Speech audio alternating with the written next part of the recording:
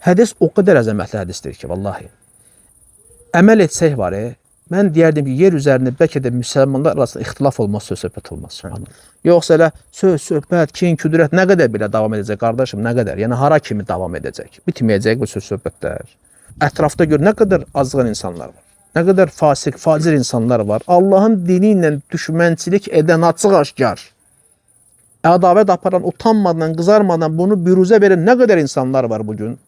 Bugün qadınlar arasında bəyin fitnə fəsad yoxdur. Qeybət, nəmmamlıq, çox danışmaq, ara vurmaq, nə qədər desəm var qadınlar arasında. Otururlar, bir-birlərinin qeybət edən nə qədər qadınlar var. Görürsən, qadının xislətindən deyirsən, o bəzi qadınların təbii ki. Deyir ki, əgər siz bizə təqvanı tövsiyə etməsəniz, sizdə xeyir yoxdur, biz sizdən qəbul etməsək, bizdə xeyir yoxdur. Növbəti hədis, Əbu Hüreyrədən rəvayət olunan hədisdə Allah Rəsulü sallallahu aleyhi və səlləm buyurur. Allah Teala qiyamət günündə belə deyəcək, mənə görə bir-birlərini sevənlər hardadırlar? Bugün onları heç bir kölgənin olmadığı bir gündə öz kölgəmdə kölgələndirəcəyəm. Hədisi İmam Müslim rəvayət edir. Bir rəvayətdə gəlir ki, yəni ərşimin kölgəsində kölgələndirəcəyəm. Hədis o qədər əzəmətli hədisdir ki, vallahi. Əməl etsək var, mən deyərdim ki, yer üzərində bəlkə də müsəlmanlar arasında ixtilaf olmaz, söz-söhbət olmaz. Subhanallah. Deyir, mənə görə bir-birlərini sevənlər hardadır? Deməli, Allahı əzəmətləndirən qardaşını Allah üçün sevər. Demirsən, Allahı sevirəm, Allahı əzəmətləndirirəm qardaş. Allah dedi ki, mənə görə, məni əzəmətləndirdiyinə görə bir-birini sevənlər hardadırlar?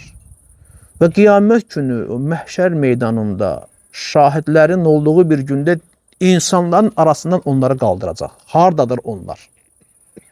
Onların fəzilətinə görə, məqamına görə Allah Teala onları insanlara göstərəcəkdir. Görürsən, bu cür şeylər hamıya gəlməyib də. Allah onu qaldırsın. İnsanların arasından qaldırsın. Yəni, baxın, yəni bunlardır mənə görə birbirini sevənlər. Bunun əksi ki, nədir? Allah Teala vay o gündən olsun, kimisə qaldırsın nə üçün? Rüsva yetirmək üçün. Necə ki, o riyakarlar haqqında var, qiyamət ki, Allah Teala xitab edir. Hardadır, deyir, yəni o riyakarlar. Hamısı qalxıb rüsva olacaqlar. Çünki ixlasla Allah ibadət eləmir. İndi bunun əksi. Allah da deyir ki, hardadır mənə görə bir-birlərini sevənlər. Deməli, bu bizə vacib edir ki, ey müsəlman, digər müsəlman qardaşı sevməlisən. Ona hörmət eləməlisən, ona səbr eləməlisən, yeri gələndə, bəli, səbirdir. Ola bilər, nəsə əziyyət verdi sənə. Olur da, indi insandır da. Keçməyə bacarmalısan, əff etməyə bacarmalısan, onun üçün dua etməlisən, müvəffəqiyyət diləməlisən. Yoxsa elə söz-söhbət, kin, küdürət nə qədər belə davam edəcək, qardaşım, nə qədər? Yəni, hara kimi davam edəcək? Bitməyəcək bu söz-söhbətlər. Bugün müsəlmanlar arasında nə qədər söz-söhbətlər var, qardaşım? Əqidə məsələlərində ixtilaf var, məslək məsələlərində ixtilaf var, əxlaq, ədəb, davranış, nə qədər ixtilaflar var, subhanallah. Yəni, bezmədi, bu insanlar bezmədilər. Niyə Allahın da deyil, şeytanın yoluna tabi olub bir-birləri nədavət aparırlar? Xüsusən tövhid və sünnə əhli. Yəni, bu boyda insanların içində, bu boyda yer üzərində kainatda Allahın yaradılışdan olan məqsədini həyata keçirən tövhid əhli. Belə bir az olduqları bir vaxtı. Niyə görə bir-birlərini ədavət aparırlar? Subhanallah. Dünyavi şeylərə görə. Yəni, haqq əhlinin ədavəti dünyavi şeylərə görədir də. Niyə də qardaş, niyə olmalıdır ki, bu söhbət niyə olmalıdır? Başa düşürəm, nəfsdir, hər şey olabilir. Amma keçmək, əff eləmək, yox, illa ki, kimsə deyənməlidir, axıra kim gedməlidir, ta ki, öz aləmində sübut eləyənə ki, mən haqqım, sən batilsən. Allah, sən düz deyirsən, o səhvdir. Deyilən, yaxşı, sən səhv, düz deyirsən, mən səhv elədim. Nə olar ki, gör, nə olacaq, qardaş? O bir misal edir, xəncərbin qaşa düşəcək, qardaş. Və ya müsəlman bacılar arasında, qadınlarda da bu xitab. Yəni, mən müsəlman kişilər deyəndə söhbətimiz həmçinin qadınlara da aiddir. Adətən xitab kişilərə olur. Quranda da görsən, adətən xitab kişi cinsində gəlir. Lakin ora qadınlar da daxildir. Biz də həmçinin kişilər deyəndə o demək deyil, bu qadınlara aid deyil. Qadınlara da aiddir. Bəlkə də ən çox elə qadınlara aiddir. Bugün qadınlar arasında bəyin fitnə fəsad yoxdur. Qeybət, nəmmamlıq, çox danışmaq, ara vurmaq, nə qədər desəm var qadınlar arasında. Otururlar, bir-birlərinin qeybət edən nə qədər qadınlar var. Görürsən, qadının xislətindən deyirsən, o bəzi qadınların təbii ki. Allahın rəhmətli qadınlar istisna. Görürsən, qadında qeybət etmək var da o qadınlarda. Bəzən kişilər də onlara bənzər ki, arvad kimidir, qeybət edir. Çünki qadınlarda bu xüsusiyyət daha çoxdur. Ona görə cəhənnəmə düşmə səbəblərinə Biri baxanda elə qeybət də o səbəblərdən biridir. Çox edir qadınlar qeybəti. Yəni sözümün canı odur ki, qardaşlar, müsəlman kişi, qadın, möminlər bir-birlərin dostlarıdırlarsa, dostlar bir-birlərinə gərək xəyanət etməsinlər. Bir-birlərinə ədavət aparmasınlar. Bir-birlərinə qarşı kin-küdrət bəsləməsinlər. Mömin müminin dostu durur. Deməli, dostdan ancaq xeyir görməlisən də. Və kim Allah üçün sevirsə bir müsəlman qardaşını, həmçinin bacılar da Allah üçün bir-birlərini sevirlərsə, vallahi bax, İnşallah bu şərəfə, bu məqama nail olacaqlar. Allah Teala onları bütün məxluqatın içindən səsləyəcək. Hardadır? Mənə görə bir-birlərini sevərlər. Yəni, bir mənfəətə görə yox. Adam var da deyir, mən sevirəm müsəlman qardaşımı ya filan müsəlman bacımı. Baxırsan ki, ortada mənfəət var. Ya biraz pulu var, nə bilim, biraz qolunda gücü qüvvəti var, biraz nə bilim, şan şöhrəti var, vəzifəsi var və s. və illa. Mən də sevirəm filan kəsi, Allah üçün sevirəm. Biraz qəlbinin dərinliyinə getsə görəcək ki, orada da başqa şey var, mənfəət var. Allah üçün sevməyənlərə bu hədis şamil olunmur. Ha, 100 dəfə desin ki, mən filan qardaşımı sevirəm. Allah üçün deyilsə o sevgi, məhəbbət, hədisə daxil deyil. Allah bir qiyamət günü nə ilə rastlaşacaq? Amma Allah qatında hörmətli olmaq istəyirsə, qiyamət günü bütün məxluqatın içindən qaldıracaqlar, qalxın yəni. Hardadır mənə görə bir-birlərini sevənlər? Sənin haqqında onu eşitmək istəyirsənsə, onda Allah üçün sev. Müsəlman bir qardaşı, müsəlman bacılı. Ey müsəlman, Allah üçün sev. Allahı əzəmətləndirirsənsə, Allah üçün sev və Allah üçün də səbirli ol. Dediyim kimi olur, söz-söhbət ola bilər. Ailədə olursa, yad insanlar arasında niyə olmasın ki? Ola bilər yoldaş, qardaş, bir bacılar arasında. Amma bir-birinə belə baxanda yaddır. Daha hamımız ayrı-ayrı ailələrdən gəlmişik. Deməli, biz bir-birinə səbirli olmalıyıq, elə deyilmi? Ailədə söz-söhbət olursa, o ki, qala yad insan arasında olmasın, səbirli olmaq, güzəştə getmək, əff eləmək, bunları bacarmaq lazımdır, qardaşlar, vallahi. Xüsusən dediyim kimi, tövhid və sünnə əhlindən bunu görərsənsə, səbirli ol. Əff eləməyə bacar, düzəltməyi bacar, islah elə. Yoxsa küsüm, kəsim, atım, indiki vaxtda heç yaraşmır, heç. Ətrafda gör, nə qədər azğın insanlar var.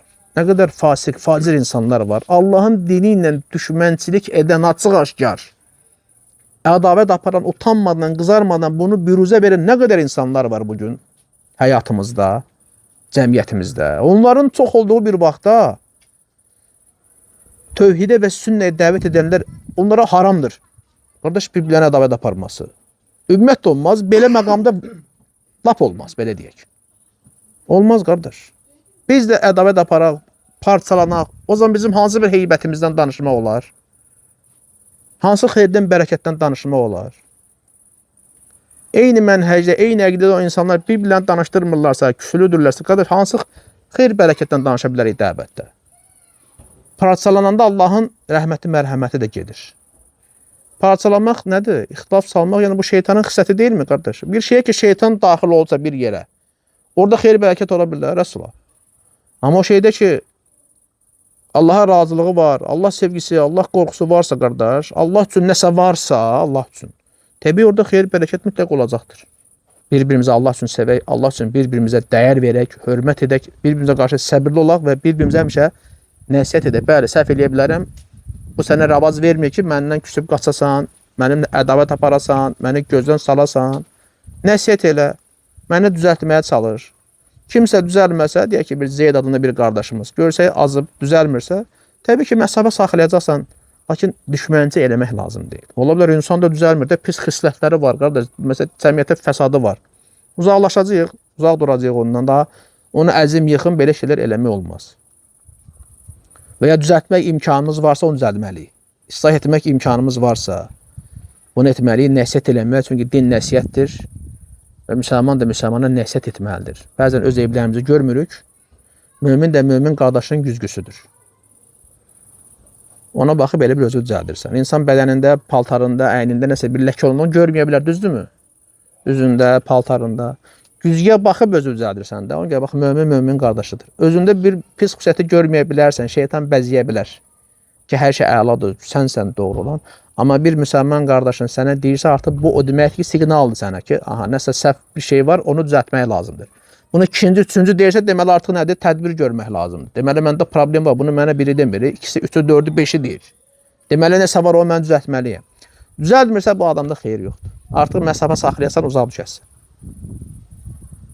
Nəsiyyət etməyi unutmaq lazım deyil. Ona görə Ömər ibn Xattab, Allah ondan razı olsun. Ümumiyyətlə, bütün sahabələrdən Allah razı olsun. Allah bizləri onlarla bərabər eləsin. Deyir ki, əgər siz bizə təqvanı tövsiyə etməsəniz, sizdə xeyir yoxdur. Biz sizdən qəbul etməsək, bizdə xeyir yoxdur. Ən bədbəxt insan o insandır ki, bax, nəsiyyət qapısı özünə bağlayıb. Nəsiyyət eləyəmirsən, sən qarşılayıb nəsiyyət eləyəcəm, zaten qəbul etməyəcək, lap acılayacaq. O lap bədbəxt insandır. Amma yenə də biz nəsiyyət edəcəyik, üzərimizə düşəni edəcəyik. Qəbul edər, nə gözəl. Qəbul etməyəcəksə özü bilər. Sabah da nəsə başqa bir şeylə rastlaşsaq, xoşa gəlməz bir hadisənin özündən başqa kəsi də qınamasın. Deməli, Allah üçün sevmək lazımdır. Kim bir müsəlman qardaşını Allah üçün sevərsə, Allah da onu sevəcək, onu hörmət edəcək və qiyamət onu səsləyəcək. Hardadır? Hardadır mənə görə bir-birlərini sevənlər? Mənim üçün, mənim əzəmətimə görə, mənim cəlalıma görə bir-birlərini sevənlər hardadırlar? Onlar üçün heç bir qəm, qüssə, kədər olmayacaq və heç bir kölgənin olmadığı bir gündə ərşin kölgəsində kölgələnəcək və Allah-u Teala bizləri onlardan eləsin. Allah-u Teala bizləri bir-birimizi Allah üçün sevənlərdən eləsin.